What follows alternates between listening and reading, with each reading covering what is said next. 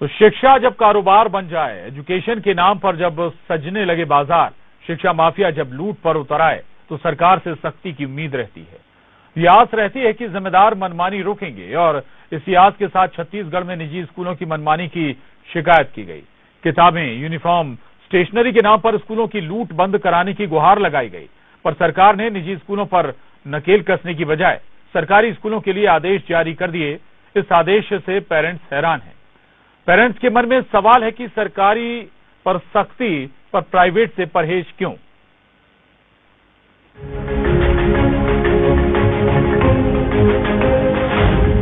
शिक्षा का कारोबार, गुलजार है बाजार। पीड़ा देती पुस्तक, पेरेंट्स से लूट कब तक। सरकारी पर सख्ती, प्राइवेट से परहेज क्यों।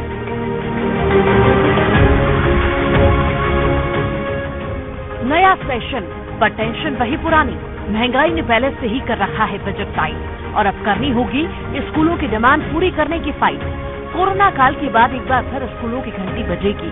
नए क्लास में स्टूडेंट्स का स्वागत है, लेकिन ये घंटी पेरेंट्स के लिए खर्चे की आहट है। कोरोना ने भले ही दुनिया इधर से उधर कर दी हो, लेकिन शिक्षा माफिया अपने उसूलों पर अडिग है।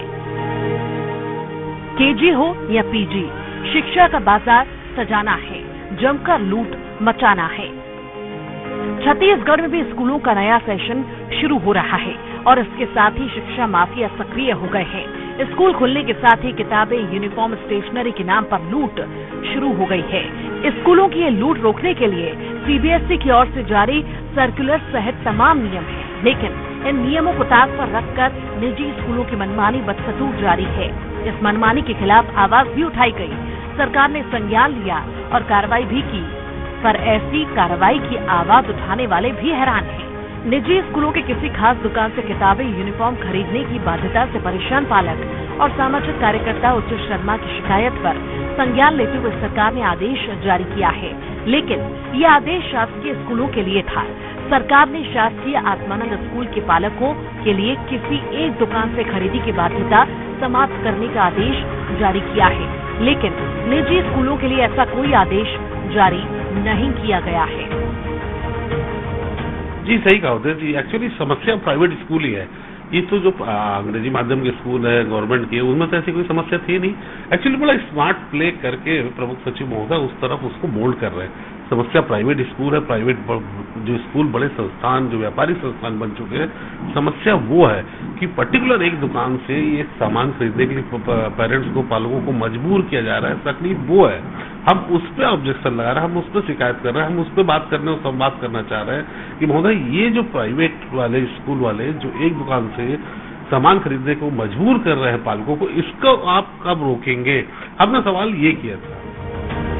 पेरेंट्स इस आदेश को स्मार्ट प्ले बता रहे हैं। इनका कहना है कि सरकारी स्कूलों में तो मनमानी ऐसे भी नहीं होती। किताबों, यूनिफॉर्म, स्टेशनरी के नाम पर लूट तो निजी स्कूलों में मचती है, लेकिन सरकार ने निजी स्कूलों के लिए कोई आदेश भी या गाइडलाइन नहीं जारी की है। शालेय शिक्षक संघ ने मांग की है कि आत्मानंद स्कूल के लिए जारी आदेश की तरह ही सरकार निजी स्कूलों के लिए भी आदेश जारी करे। स्वामी आत्मानंद विद्यालय के लिए जिस तरीके से राज्य शासन ने आदेश निकाला है कि आप कहीं पर से भी ड्रेस और पुस्तकें खरीद सकते हैं, उसी तरीके से शालेय शिक्षक संघ मांग करता है कि जितने भी प्रदेश में निजी विद्यालय संचालित है, उनके लिए भी राज्य शासन आदेश निकाले कि वह भी ड्रेस जो है और पुस्तकें कहीं पर से भी खरीद सकते हैं। निजी विद्यालय जो है इसका लाभ उठा रहे हैं और इससे भ्रष्टाचार बढ़ रहा है। आत्मानंद विद्यालय की तरह भी है, जो तरह निजी विद्यालय के लिए भी शासन जो है आदेश निकाले कि कहीं पर से भी वह गार्जियन जो है कोई भी पुस्तक है, ड्रेस है, खरीद सकते हैं। किताबें, यूनिफॉर्म, स्टेशनरी निजी स्कूलों की कमाई का बड़ा जरिया है। कई बार निजी स्कूल पेरेंट्स पर एक खास दुकान से ये चीजें खरीदने का दबाव बनाते हैं। ये कमीशन का खेल है। दुकानों से स्कूलों को मोटा कमीशन दिया जाता है और इसके बदले उन्हें पेरेंट्स को लूटने की छूट मिलती है। इस पर लगाम लगाने के लिए सीबीएसई ने सर्कुलर जारी किया है। ऐसे ही एक सर्कुलर में सीबीएसई ने स्कूलों को एनसीईआरटी की टेक्स्ट बुक्स की जगह कोई और टेक्स्ट बुक खरीदने का दबाव न बनाने के आदेश दिए हैं। साथ ही स्कूलों को किसी खास दुकान से किताबें या स्टेशनरी खरीदने का दबाव न बनाने के लिए भी कहा गया है। लेकिन निजी स्कूलों को इन आदेशों की कोई परवाह नहीं। शिक्षा के नाम पर निजी स्कूलों की लूट बेधड़क जारी है।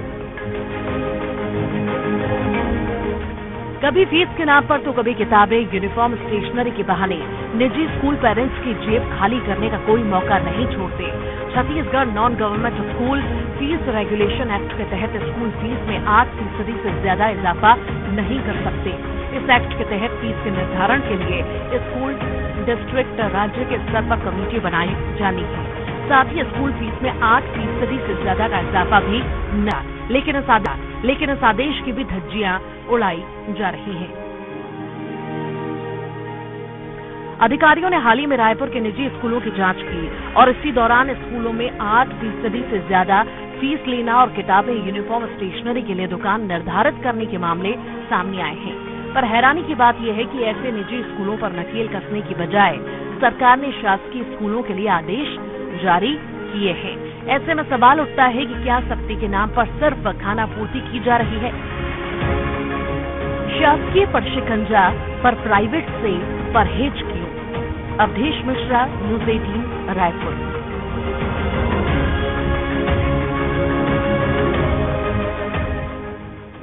तो आवश्यकता थी प्राइवेट स्कूलों को निर्देशित करने की, लेकिन आदेश जारी कर दिया गया सरकारी स्कूलों के लिए। बात छत्तीसगढ़ की हम कर रहे हैं। हमारे साथ विनोद कुशवाहा, हमारे संवाददाता सहयोगी हमारे साथ जुड़ रहे हैं और साथ ही एक अभिभावक शैलेंद्री परगनिया जी हमारे साथ जुड़ रहे हैं।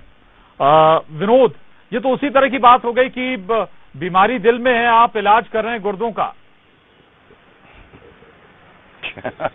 बिल्कुल सही बोल रहे हैं प्रशांत की बीमारी दिल में है और इलाज गुर्दों का हो रहा है। और कुछ ऐसा ही सरकार के उसमें भी है कि जो आदेश दिया गया है, लेकिन आदेश का कितनी कड़ाई से पालन हो रहा है, हकीकत में उस आदेश का असर प्राइवेट स्कूलों में दिख रहा है या नहीं, वैसा कुछ भी नजर नहीं आता है। क्योंकि जो अधिकारी निगरानी करने वाले जिम्मेदार हैं वो तो यहाँ रहते नहीं, रायपुर में रहते हैं हमेशा ही।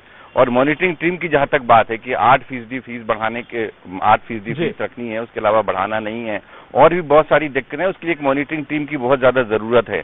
क्योंकि ऐसा लगता नहीं कि केवल सरकार के आदेश जारी कर देने से नकेल कस जाएगी जी, उस पर ध्यान देने की ज्यादा जरूरत है। हमारे साथ लोग हैं, स्टूडेंट हैं, उनसे बातचीत करेंगे। क्या लगता है सरकार ने जो आदेश जारी किया है वो कितना आपको मुफीद लगता है? सरकार ने आदेश तो जारी कर दिया कि 8% से ज्यादा आप स्कूल की फीस वसूली नहीं कर सकते, लेकिन फिर भी कुछ ऐसे प्राइवेट स्कूल हैं जो इसमें फीस ज्यादा मांगते हैं। और एक बात ये भी है कि जो पालक होते हैं उनको ये काफी वो लोग अनुरोध करते हैं कि हमारे ही बताए जगह से स्कूल के ड्रेसेस, पुस्तक, बुक्स वगैरह लेना शुरू करें जी। और यहाँ पे जो अधिकारी है शिक्षा विभाग के, वो यहाँ पे तो रहते नहीं, वो नाराज रहते हैं, उनको यहाँ पे किसी से मतलब नहीं है। तो क्या लगता है सरकार के इस आदेश का पालन होगा या नहीं होगा? क्या लगता है? आदेश का पालन होना चाहिए। इसके लिए एक टीम गठित होनी चाहिए जो पता लगाए कि कहाँ पे कौन से स्कूल में कितनी फीस वसूली कर रहे हैं, इससे पता चलेगा। तो वही बात है प्रशांत की, जरूरी सबसे ज्यादा है कि इसके लिए टीम की गठन होना बहुत ज्यादा जरूरी है, ताकि वो मॉनिटरिंग की जा सके कि वाकई सरकार ने जो आदेश दिए हैं उनका कितनी कड़ाई से पालन हो रहा है। जी बिल्कुल, वाकई में ये बहुत जरूरी है। शैलेंद्री जी हमारे साथ जुड़ी हुई हैं। शैलेंद्री जी, आवश्यकता निजी स्कूलों की थी, लेकिन आदेश सरकारी स्कूलों पर कहीं मंशा में खोट नजर आता है क्या आपको?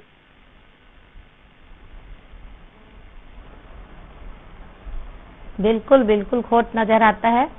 और शिक्षा को तो अभी व्यवसायीकरण हो गया है। आप देखिए, आप स्कूल में ही जो प्राइवेट स्कूल है वहां पर की बच्चियां पढ़ रही है या बच्चे पढ़ रहे हैं, उनको वहीं के स्कूल से किताब लेना है, वहीं जो बोलेंगे स्कूल वाले वहीं से बुक्स लेना है, वहीं से उनका यूनिफॉर्म लेना है और जल्दी जाना है। अगर लेट होते हैं तो मतलब बच्चे परेशान होते हैं, बच्चे को परेशानी होता है, क्योंकि स्कूल जहाँ पर अपन किताब लेने जाते हैं बहुत लंबी लाइन रहती है और वहीं से किताब लेना रहता है और बच्चों को भी दबाव डाला जाता है कि जल्दी लो, जल्दी नहीं लोगे तो तुमको किताब नहीं मिलेगा, तुमको यूनिफॉर्म नहीं मिलेगा। ऐसे है, इसको व्यवसायीकरण बना दिया गया है। और प्राइवेट स्कूल इंग्लिश स्कूल है, इंग्लिश स्कूल इंग्लिश माध्यम है बोलते हैं, लेकिन आज ये एकदम व्यवसायीकरण में बदल गया है। आप अभी प्राइवेट स्कूलों में जाइए, 10वीं और 12वीं के बच्चों से इंग्लिश में बात कर लीजिए, बिल्कुल इंग्लिश आता ही नहीं है, क्योंकि ये एक व्यवसाय केवल बन गया है, केवल लूट बात बन गया है। और इसको मैं छत्तीसगढ़ के सरकार से निवेदन करती हूँ, हर एक पालक संघ बनना चाहिए और इनको लिए हम सब मांग करते हैं, जैसे कि आत्मानंद स्कूल के लिए इन्होंने किया है वैसे प्राइवेट स्कूल के लिए भी करें। और मैं एक भी बताना चाहती हूँ कि जब हम लोग पढ़ते थे तो पहली क्लास से लेकर 12वीं की किताबें एक ही होता था, लेकिन अब प्राइवेट स्कूलों में क्लास 1 से लेकर आज हम क्लास 1 में पढ़ रहे हैं, कल क्लास 2 में जाएंगे तो क्लास 2 में जो बच्चे पढ़ते थे वो किताब नहीं चलेगा, नया किताब चलेगा। तो ये पूरा व्यवसायीकरण बन गया है और इसमें सरकार भी मिली हुई है। अगर सरकार चाहे तो इसको बदल सकते हैं और यहाँ की पेरेंट्स हमेशा समय समय में मांग करती है, लेकिन सरकार अभी जो बनी है वो गूंगी बहरी सरकार है, बिल्कुल सुन नहीं रहे। आप खुद जानते हैं कि कोरोना के कारण शैलेंद्र जी बहुत महत्वपूर्ण बातें आपने यह सवाल उठाया है कि आखिर पैसे जरूर लिए जा रहे हैं लेकिन वो स्टैंडर्ड मेंटेन नहीं किया जा रहा निजी स्कूलों के जरिए, और हर साल सिलेबस अगर बदल दिया जाएगा तो जाहिर है कि हर साल जो छात्र छात्राएं उन्हें नए सिरे से किताबें लेनी होगी। अमूमन ऐसा होता था एक दौर में कि भाई एक बच्चा अगर पढ़ के निकला तो वो अपनी बुक्स किसी दूसरे को ट्रांसफर कर देता था, दे देता था, तो उसका भी काम चल जाता था। विनोद, मैं आपके पास आ रहा हूं। एक अपने आप में सवाल उठता है कि ये तमाम बातें सरकार को खुद फॉलो करनी चाहिए, ध्यान रखना चाहिए, बजाय इसके कि कोई इस पर निजी कोशिशों के बाद सरकार का ध्यान आकर्षित करे। विनोद, देखिए प्रशांत, सबसे खास चीज ये है कि हम इस तरह के आदेश दे क्यों रहे हैं, सरकार इस तरह के आदेश जारी आखिर कर क्यों रही है। उसमें सवाल वही है कि जब तक शिक्षा का व्यवसायीकरण नहीं रोका जाएगा तब तक इस तरह की समस्याएं आएंगी, लोग जो है अपनी मनमानी करते रहेंगे। हम वो जमाने को याद करें जब पहली से 5वीं और 8वीं तक के जो बच्चे पढ़ते थे, मैंने खुद पढ़ाई की है, 4 से 5 पुस्तकें लगती थी और कॉपियां लगती थी, लेकिन आज एक पहली क्लास का बच्चा, KG1 KG2 का बच्चा जो है वो कांधे पर करीब 10 किलो का वजन लाद कर जाता है। तो जो बच्चा 10 किलो का वजन लाद कर जा रहा है यानी बोझ उसके बचपन पे ही दे दिया गया, और ये बोझ जो है व्यवसायीकरण का है, ना कि शिक्षा का है। अगर शिक्षा का बोझ होता तो शायद बच्चा कुछ और बढ़ता, अभिभावकों की इतनी परेशानी नहीं होती, लेकिन दुर्भाग्य है कि हम उसके कांधे पर व्यवसायीकरण का बोझ डाल रहे हैं, और यही वजह है कि शिक्षा की इस तरह से दुर्गति हो रही है कि अभिभावकों को सड़कों पर आना पड़ रहा है अपनी बातों को मनवाने के लिए। जी प्रशांत जी, बहुत बहुत महत्वपूर्ण बात है ये कि बोझा बढ़ गया है बच्चों का, छोटे छोटे बच्चे लेकिन पीठ पर बहुत बड़ा बोझ उनके पीछे कैरी वो कर रहे हैं। जरूरी नहीं कि हर किताब से हर रोज पढ़ाया ही जाए, लेकिन इसके बावजूद भी ये पूरा जो सेट है वो बच्चों से बुलवाया जाता है स्कूल में। शुक्रिया विनोद आपका। शैलेंद्र जी, न्यूज़ 18 से बात करने के लिए आपका